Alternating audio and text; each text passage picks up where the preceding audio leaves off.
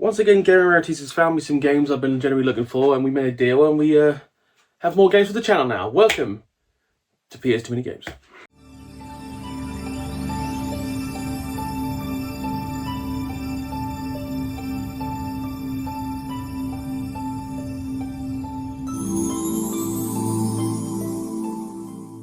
Hello everyone, welcome to another glorious episode of PS Too Many Games. Surely give me one of the best yet, or most likely a bit mid.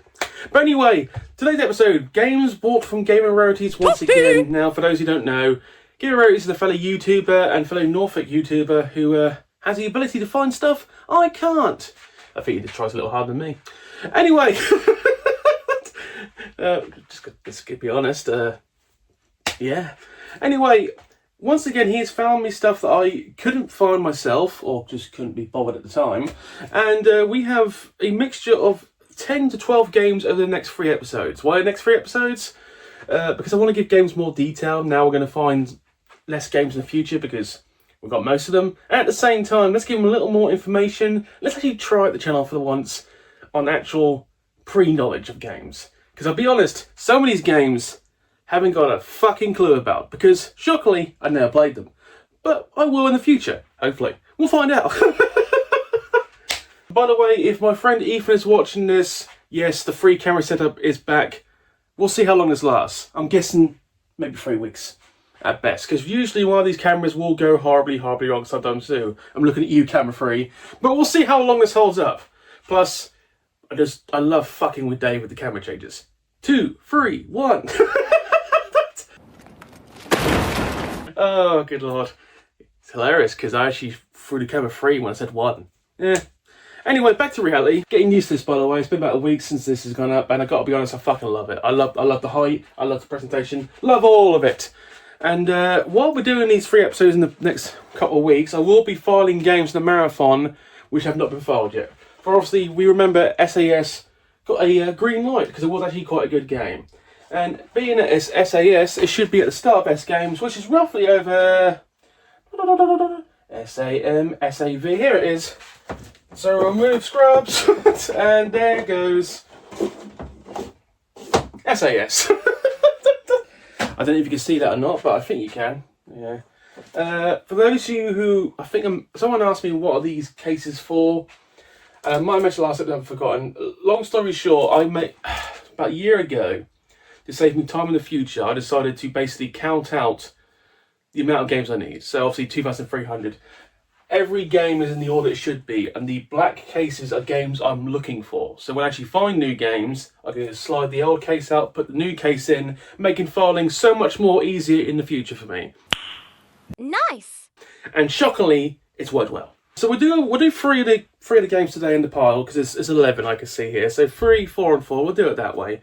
Because once again, I'm going to splice some footage in for these games. I'm going to give you some vague idea what they're all about, and I'm going to take some guesses actually in real life, because actually in the future, if I'm editing this or Dave editing this, we're going to know more information then than now. Because I've got to be honest, some of these games, once again, haven't got a clue. So we'll go through them one by one together. Some of these games actually you would have thought would be quite easy to find, but they've been a struggle. The first game is one of these games where it's like, once again, it's a snow game, because there's so many snow games on PS2. But first game for the Gamer Rarities bundle is Konami's Wipeout.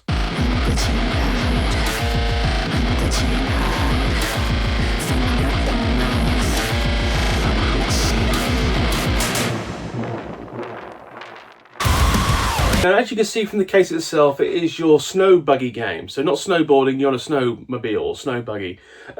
First of all, made by Konami. So I'm always very hopeful for Konami that makes good games. Sometimes my optimism can quickly turn into pessimism, but we're going to try this in the future and see what happens. But this actually looks to be a quite enjoyable game. By the way, every game comes obviously with manual, and every game has quality discs. Quality to a standard. Apart from that, like thumbprint there, it is literally barely been played or used. So it's actually quite in good condition. Obviously with manual included. Manual for this, reasonably thick manual.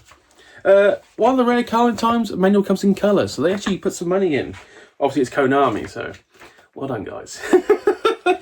Obviously the case is in fantastic condition. We will read the back together. Real winter racing at blinding speeds. Now, I am curious, what is blinding speeds? Because what we talk, like 200 miles an hour, maybe blinding speeds? I mean, maybe, I don't know. Experience the thrills and chills of snowmobile racing action with Wipeout, the fastest racing game on one tread. Obviously, if anyone's curious what that means, treads are the things you ride on. They're like the wheels of snowmobiles. Rhyme. Race head to head, show your stuff with your objective-based arcade mode, unlocking new tracks along the way. Accessorize your airtime with over 30 tricks, scoring additional points for difficulty. Go for broke in the progressive come here mode. Oh, I got a terrible come here. Fuck me. Career mode. Go for broke in the progressive career mode, where you will live the life of a real snowcross athlete. Yay, question mark. Carve up 9 winter wonderlands, each with alternative routes and hidden shortcuts. I like that idea. I love hidden shortcuts in racing games. They actually make things better. Choose from 14 unique sled designs, both dual and single tread machines. Find the shortest route. Help yourself to power-ups. That is pretty much word for word what the red text says. Good lord. 1 to 2 player game. Game apparently was released roughly in 2003, according to the copyright on that one. This actually looks like a game I will try because Konami made it, so I imagine it's going to be well built. Some people might object to that assessment, especially with some of the Castlevania games in the late 90s and 2000s, the 3D ones. Dark days. For anyone who's curious, Castlevania tried 3D on the N64, and both the games on the N64 actually are genuinely not very good games. And the rare games, they will cost you like quite a bit these days. I might splice some prices on in this video. But anyway, first game from Gaming Rarities is Wipeout. Tick it off the list. And of course it's after N, so we're going to actually do it now. I'm assuming you can see this because I'm actually using reverse camera, which could be a piss in the future. But hopefully you can see this here. That is one of those two is going to be Wipeout. If I could...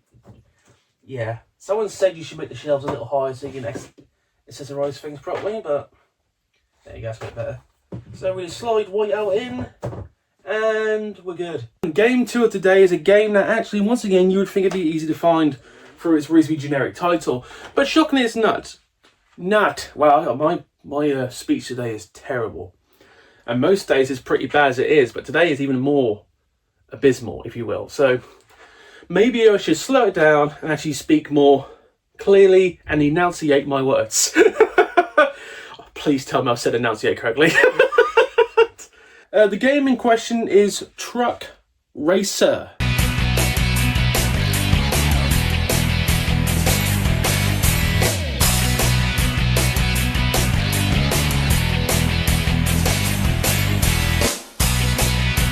Once again, another racing game for the PS2. I know, those things are rare. I mean, they only made like 2,000 of them.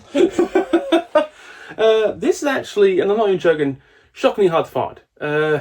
I don't know if I've got in stock a CEX, but not when I looked for it for the CEX Marathon, unless I'm just that blind. I could be. Anyway, we'll read the back. Feel the power of these monster racing trucks. I mean, if you actually watch truck racing in real life, it's actually some cool shit. How they can make these trucks like... How the hell can you get a truck to wheel spin?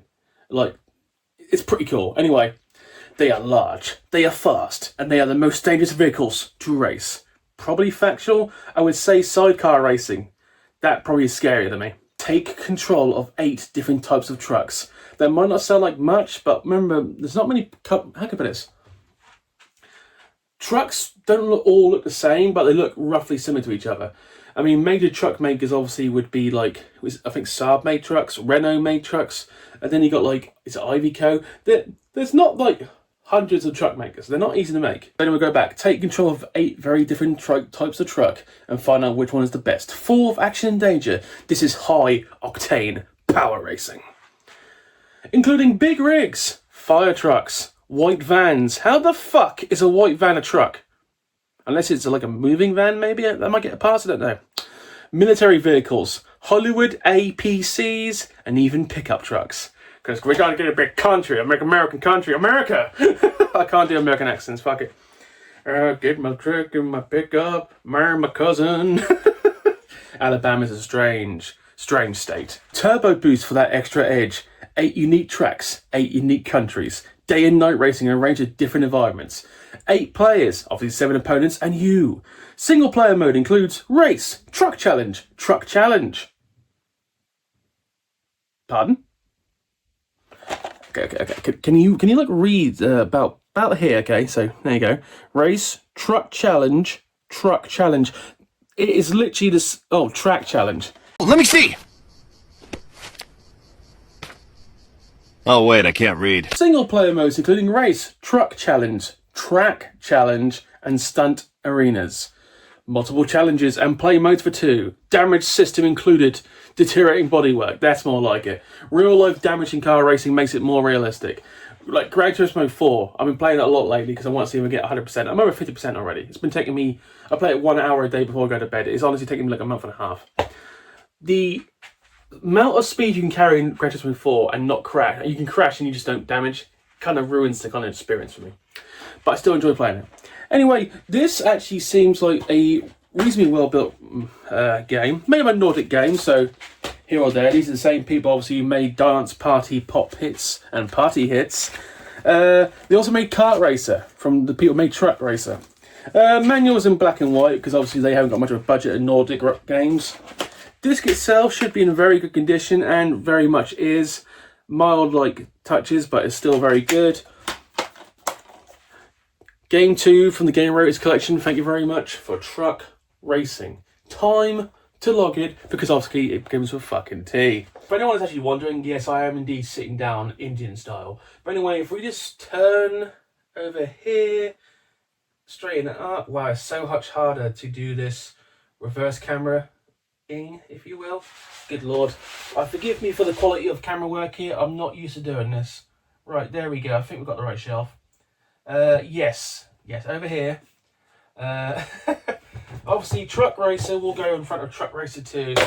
By the way, Truck Racer 2, infinitely easier to find than Truck Racer. I don't know why that is. I think it's just, was it more copies made? If I just up and down. Might sound stupid, it's actually kind of hard to do this. But anyway, it joins the collection. And last game of today's episode, shockingly, is a racing game. So many racing games hard to find. This one's very different though. This one's very unique. This one's reasonably hard to find. Cyclone Circus.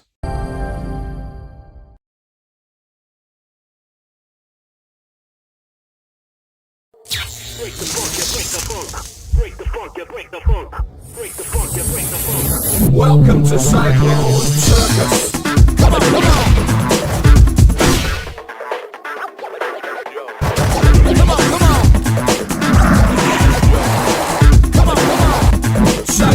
First of all, it's quite gadgety. Look from the back of it, it looks pretty good. This is the British and French version, same versions. It's hilarious because the French writing is on the left before the British, so I don't know how to feel about that, but it's the British version, so there you go. Anyway, we'll read this once again, another racer. It's the year 2078. Man has built wind-propelled vehicles for racing. Okay, that's quite believable. Go for it. Cyclone Circus is the world championship in which only the best racers are allowed to race for the place in the Hall of Fame. Fair. To become the next world champion, you have to learn how to make the most of the wind and wow the world with amazing air tricks. Why is every racing guy have fucking tricks, honestly? Featuring perfect the trim of your vehicle sail to get the speed you need to overtake your opponent. So you actually got to like make sails, make it better. So it's customizable. Customization in racing games always make them better. Factual. Get to first place and experience the full soundtrack and new added rumble effects synced to the music. That's pretty cool, they can sync it to the music. Cyclone Circus features 9 different races with multiple routes and shortcuts, 8 track levels with extreme ramps and special flow routes. Each track features its own beautifully designed graphics and style that makes Cyclone Circus unique and fun. Unlock tons of extra artwork and other cool extras in the game. That's probably a very text-heavy game. To be honest, this is probably the game that's had the most effort put into it in today's episode. I know it's not a high bar, but you got to be first to something. I mean, the case and the artwork was pretty good. I'm actually quite impressed with this. Why it was so hard to find, I have no idea. I'll be honest, we're going to learn some stuff hopefully. Manual was in black and white, obviously. It's French first. No, English is first. Fuck you, France. I don't mean that, by the way, I don't mean that. Traditionally, Britain and France have been very warmongering countries towards each other. I mean, we had a 100-year war, for God's sake, so the history's there. But obviously, in more recent years, we have become allies. Allies in mistrust. Bonjour, you cheese-eating surrender monkeys! Once again, I jest. Disc Golf obviously is in fantastic condition, as always. Out of all the free racing games today, this is probably the one I'm going to play first, because this one's the most unique kind of idea. But once again, thank you, Gamer Rarities, for that one. And it's a C game, so I can't really do that because it's over there and the games are going to come off, so we'll leave that for a later date. So that's the start of this trilogy of Gamer Rarities games, and at the same time we'll be logging the games from the marathon from July. But anyway, thank you for watching this episode. Please comment, like, subscribe. Things are very positive at the channel right now. Enjoying it like I always do. Happy to have this back. Obviously, when we get the games room sorted to Saturday night, like, we'll go back to the main camera system with the PS2 sign behind. But at the moment, you will have to get used to the corner. And be honest, this free camera setup is actually working better than I thought. I thought one of these cameras would really start looking shit, but actually, they're working quite well. So things are once again coming up Millhouse. That's just the way it is. He said it! He said it! Blah, blah, blah. What a pisser. Paul actually asked me to put those free jokes in every episode, and I try not to force those. That's the first time I force a lot of that jokes, because sometimes I really just do episodes and these phrases just like turn up randomly. Honestly. Anyway, thank you for watching. I will see everyone next time when the episode comes out. Have a chill day. Yeah.